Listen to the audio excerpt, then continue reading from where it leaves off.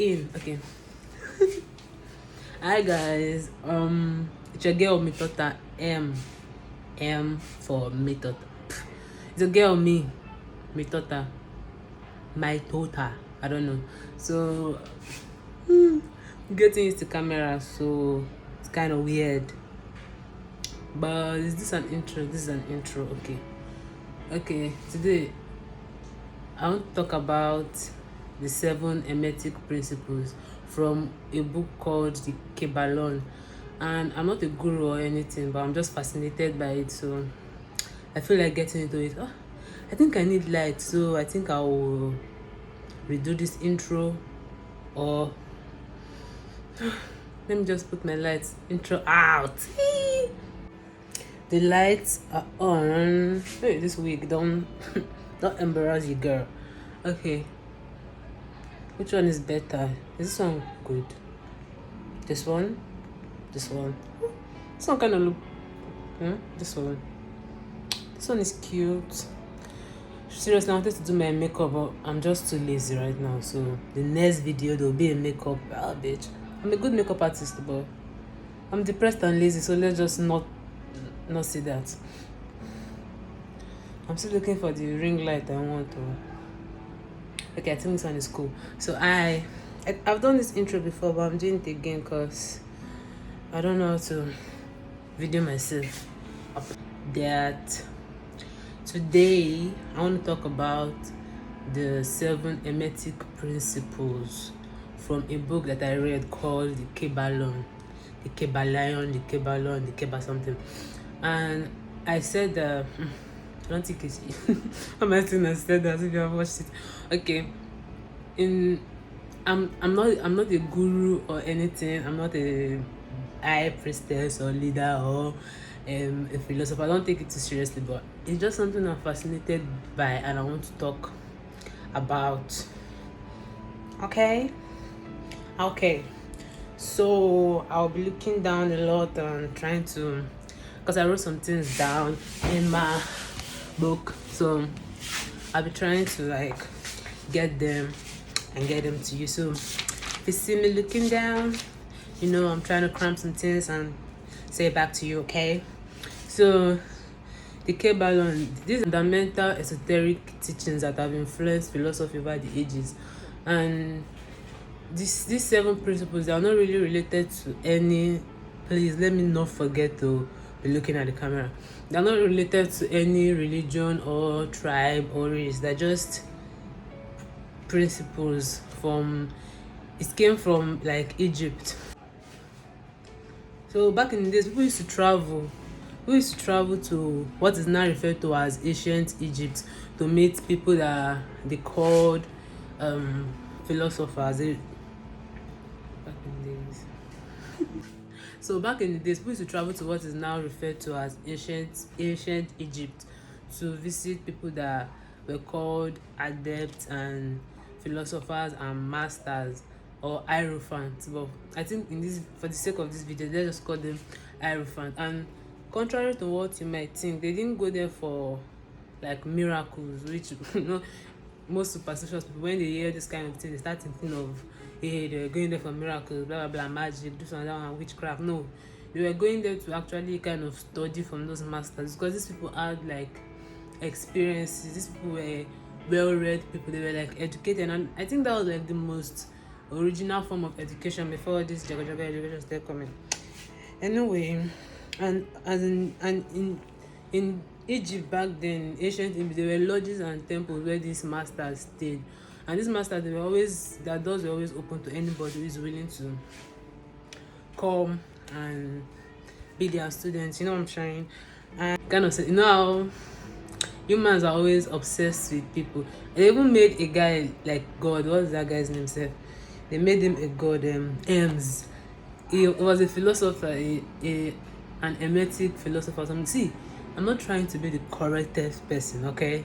So I just want to talk and make a video about something that I like, okay? So not overtaking anything serious. You know what I'm saying? I just want to try and explain. So how am I saying again? I should have done my makeup, because makeup. killing it, you know what I'm saying? Killing it on makeup. But I don't know, maybe I'll edit the video and put an intro with, I don't know. Let's just continue going. Anyway, so among these great masters, there was and these people, like, these masters had experiences and knowledge, and most of the times that traveled all over they've traveled around the world, and they know like a lot of things, so people can just go to them and, you know, get the wisdom, the gist, the info format, you know, that they were like Google back then, because people really believed in them. They were like God, you know. Now this was time that I think everything was still early. This was like probably before the time of the Bible or something like that. So it wasn't like how people were not like how the, as in knowledge was not as easy to find as it is now. That's what I'm trying to say. So, and among these masters was one of the greatest masters. It was like the biggest dude there. Was like the, I think I should go and wear earring. It was like the Oga of all the masters and philosophers. His name was Hermes Trismegistus. And I think Hermes is where the name HEMETIC came from. Probably. Yes. So, oh god, I wish I did my makeup. I'm just lazy. Don't worry. When I start explaining, because the 7 hermetic principles, that you cannot explain everything in one video. So I think we take them one at a time, like from mentalism and, you know, correspondence. Or just thinking, let's see how much you can understand it, because ever since I like started reading on it since, let me just say, last year, 2020. I don't know. I think that added something to me, so I want to talk about it. Okay. So this man, if indeed he was a man, because some people actually saw him as a god, so they thought he was a god. So he was known as the father of occult wisdom. The he was known as the father of occult wisdom, and blah blah blah blah blah blah. So Hermes was known as the father of occult wisdom, the discoverer of alchemy, and, you know, the discoverer of and founder of astrology. It was a big deal. I'm getting distracted. No, I must finish this video. Yeah, so details of like Hermes' birth and his early life were lost, you know, because, you know, people didn't really know where he came from. He was a very mysterious guy, and like different tribes claimed that he came from them. So, you know, there's no really, I don't think there's any like valid place for where he came from, because many countries just claim that it's from, you know. And again, no one knows the exact date of Hermes' death, but it was fixed like around the early dynasties of Egypt, probably before the time of Moses. So no one really knows his birth, his death, or his birthplace, or any concrete, you know, valid foundation message about him. What am I saying? Anyway, people didn't really like, we were all just speculating. Okay, that's what I'm trying to say. We were all just speculating about most things about him, but, you know, the main thing in Hermes, I'm just trying to explain who he was, because it's not about the introduction, it's about like the content of like the 7 hermetic principles. They are wow. So anyway, and yeah, the best authorities, they regarded him as the contemporary to Abraham. Some people even said, some Jewish tradition even claimed that he was a student, like Abraham was a student of Hermes or something like that. That Abraham like acquired all his mystic knowledge and blah blah blah from all his, you know, Abraham's a cool guy, the wonderful father dude that everybody knows about. So it's cool. So to tell you how far back it would have dated, it's like we're trying to grab clouds, trying to study this. That's why I like it. It has no like wonderful. Anyway, so allegedly he lived 300 years on earth, and things got crazier and crazier. You know how humans get. So the Egyptians made him one of their gods, and they started calling him Ems Trismegistus, meaning Trismegistus means thrice great or something like that. So it was really a big star. It was like the keeping up with the Trismegistus. You understand? Anyway, let's move on. So the name Ems Trismegistus is synonymous with fount of wisdom. I think I'll try and explain this thing in text, because I don't think but we're gonna get there. We will. And the term HEMETIC is always referred to something that is secret. And people that back then, even to now, most people that practice the HEMETIC teachings, they always do it. They always like sworn to secrecy or something like that. So the word HEMETICS has to do with HEMETICS or something like that. Has to do with oh god, I should have done my makeup or rubbed some lipstick or done something. Now next time I'm gonna be killing it. Okay, I'll just lazy today. Anyway, the name, what was I saying?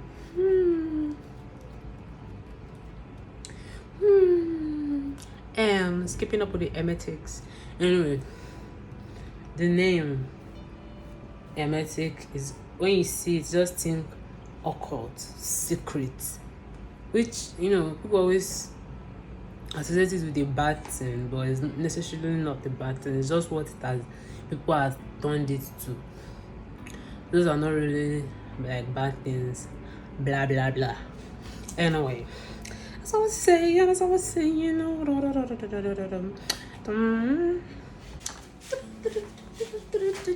okay, the student of, oh god, I'm trying to keep myself in one place and just do something. Okay, I don't have to show my real character. Anyway, the student of M, they were always known for their use of axioms and maxims, and editing is gonna do it there and explain it to you. Anyway, and because the studying of HEMETIC, because if we're going to be studying HEMETIC principles, you should know the meaning of axioms and maxims. You know what I'm saying? So I hope my editing has my little slide, which I'm going to try and learn how to do, has actually explained the dictionary meaning, and I want to do something like professional-ish video. You know what I'm saying? I don't know if I can take myself seriously enough. Anyway, let's just try and continue.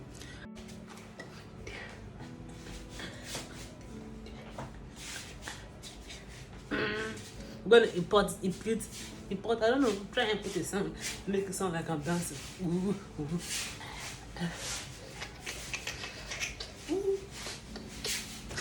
So, for example, let me just give you some example of maxims. So said that they not believe in casting pearls before swine, but rather the health is teaching milk for babes and meat for strong men. And these maxims are also familiar with some Christian chapters, but it has been dated to the time of the Egyptians. It has been used for centuries, even before the Christian era. So I was raised Christian, but recently I've started realizing that they stole a lot of shit, but cool. And Christian is just a political thing. It's just, I wish they can just make it real, but my experience has been political, so that's why I've gone into gnosis, alchemy, tarot reading. I'm a Nigerian, but honestly, like, these are real, you know what I'm saying? Like, real. Anyway, so, and the reason why they even had to, they were not using axioms and maxims because they felt like because they just want to sound cool. Because honestly, it doesn't even sound cool. Most of their weird parables will not even really sound that cool. But it was because they were really trying to hide what they're trying to hide, the message they're trying to pass on to people, so that people that are not meant for will not be able to decipher it and understand it. Because back then, I think they were being persecuted because the Constantine era, blah blah blah, something like that. That sounds like Roman Catholic in my ear. Anyway, when that era started, anybody who does any kind of philosophical thing or anything was branded a witch or something like that. So a lot of tests were lost, and a lot of good that they had already done, a lot of evolution that they've already tried, a lot of evolution they've tried to accomplish by training the mind of people to be able to know. There's something about the hermetic principle. It doesn't have to do with anything or anyone. It's just there, but you can relate it to your everyday life. When we get into it, we'll talk about that. Why am I just tracking myself? I'm not even seeing anything in this side. The first YouTube video, so welcome to gorgeous me.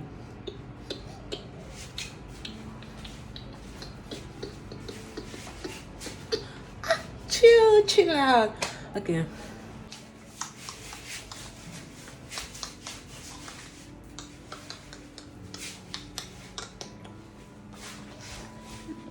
Push me down, then they go arrest you for murder, she wrote.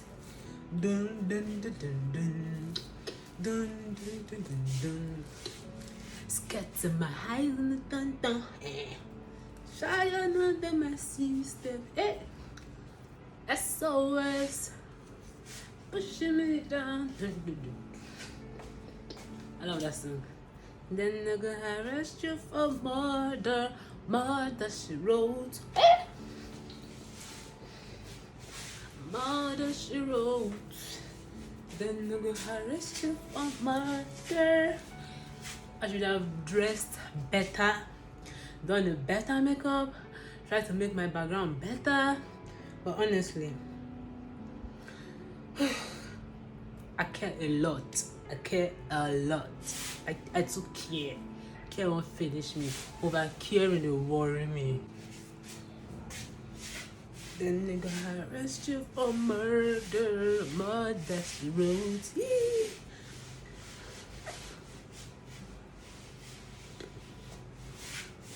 Welcome to Mikasa Sukasa Rikasa. I don't think I'm audible. Am I audible? Honestly, I don't know anything about video making, but I know I want to be a video maker, so we're gonna figure that out. Figure it out. Damn. No, I like making videos. No, I like watching videos. No, why I'm obsessed with YouTube and video things, because you can just be goofy.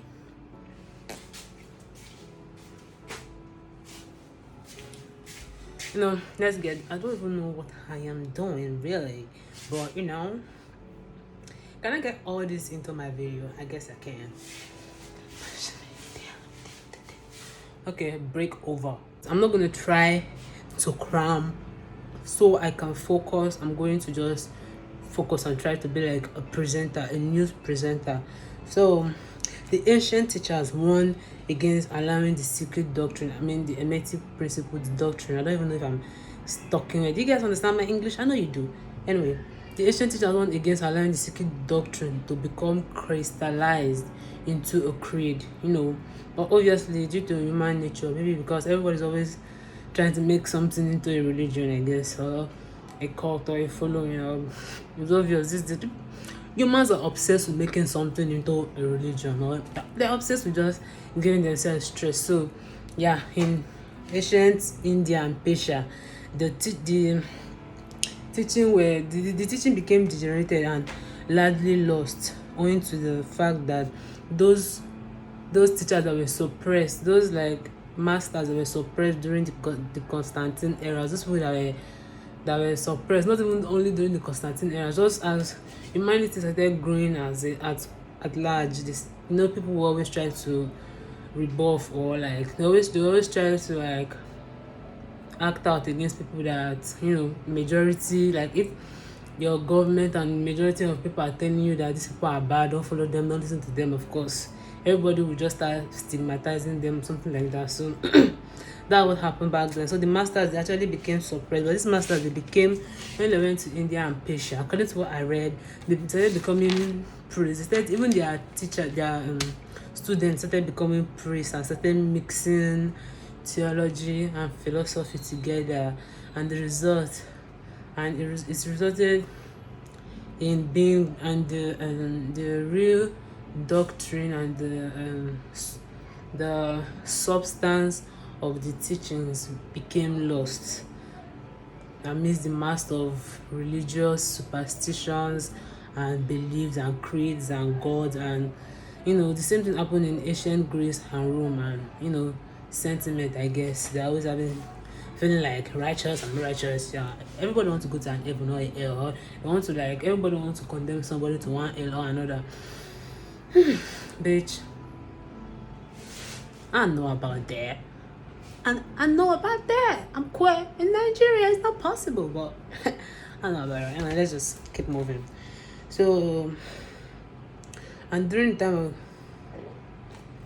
of serious girl here, honestly, let's just go. So, and during the time of Constantine, who didn't tolerate any kind of philosophy because theology was the new thing then, and theology was his new power tool. So of course, all thinkers and philosophers had to go into hiding, because they started referring to anything occultic as bad. And I think that's where that idea and belief stem from, that anything occultic is bad. I think I need some lip chap. What do you call that? In lip gloss. Yeah, I know what they call it. I'm just trying to be goofy. Fuck it. Anyway, so, but of course, thank God for the few faithful students who kept the teachings alive and kept the flame burning. And because of them, that we are able to actually even know that any kind of thing like that happened, or any kind of study like that existed. And so these initiates, they call them the initiates, the people that kept the flame burning. And they were not really named, and they were the ones that wrote the kybalion, which we are going to be studying as our evolution process goes. Damn, I'm trying to talk. I'm really trying to talk. Can I speak pidgin? You know what I'm saying? Like, I want to speak pidgin now. Let's like, this is an English, narrated in English. Like, the person wants to talk for pidgin, the person wants to talk. Pidgin is for like the crazy, the mind, the bumble, the kind of bala key, mass snap, that kind of thing. But this kind of thing, you have to just speak English, I guess. English.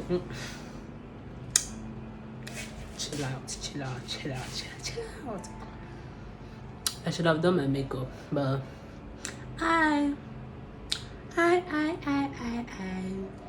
the dysfunctional me. Dysfunctional in a functional way. We are all functioning in one way or another. Whatever, bear.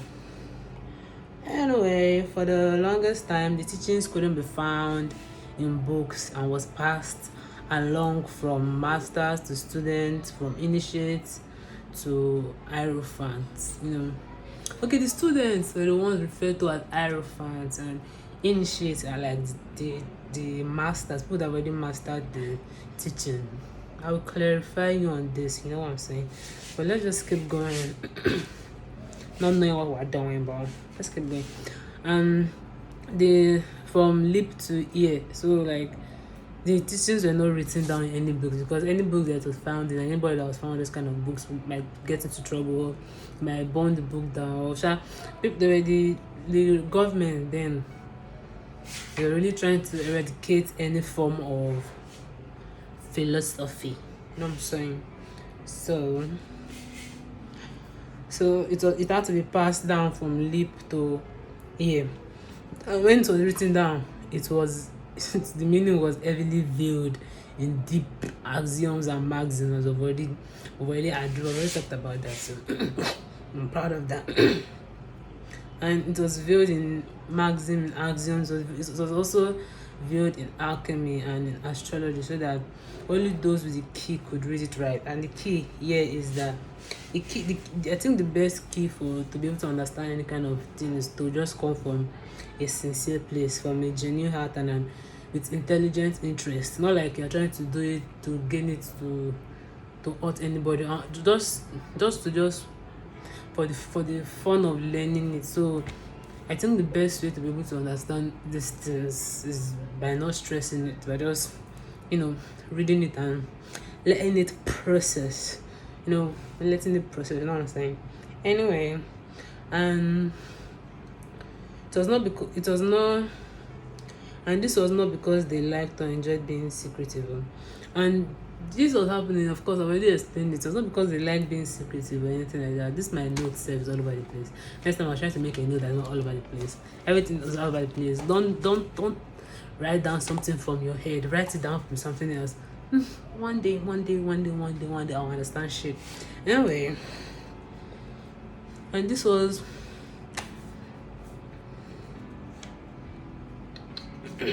so the initiate made a compilation of the basic HEMETIC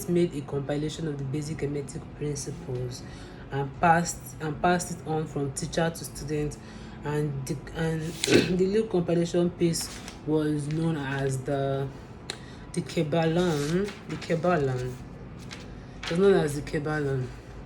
And yeah, no one knows the exact meaning of that word. The word kybalion, the meaning has been lost, so nobody knows. It's just a word, I guess. So this kybalion is a collection of maxims and axioms and precepts which are readily understood by students. So in this series of videos that I'm going to be doing, we're going to be deep diving into each and every one of the HEMETIC principles, so we can get our own understanding and my own fucked up understanding from it. Because honestly, I think it's interesting and I want to study it. I want to make a video about it. I think it's worth it anyway. So so stick around, I guess. Stick around. So these teachings really, the HEMETIC teachings really constitute the basic principle of alchemy. And what brought me to HEMETICS is alchemy, actually. Because what brought me to alchemy, I think it was astrology that brought me to alchemy. And what brought me to astrology? No, I've always been into astrology, but Gnosis made me read sacred geometry. I mean, these things are weird. When you start reading one thing, start making you want to read more. So like, if you can understand the 7 HEMETIC principles very well, then you can just be a mind alchemist. Like, that is alchemy in its own like pure form. Not anyway. So alchemy, contrary to the general belief of what people think alchemy is, alchemy really deals with the transformation and the transmutation of mental forces, not material element or material, not metals. I think those metals that they were using most of the time, it was axioms, because back then I think people were just focusing on transmuting base metals into gold. But what they should have been focusing on was their mental forces, not it, as in alchemy is bringing your head and your heart together, and being your own justice. I don't know how to put it. Alchemy is just a very beautiful thing to like. So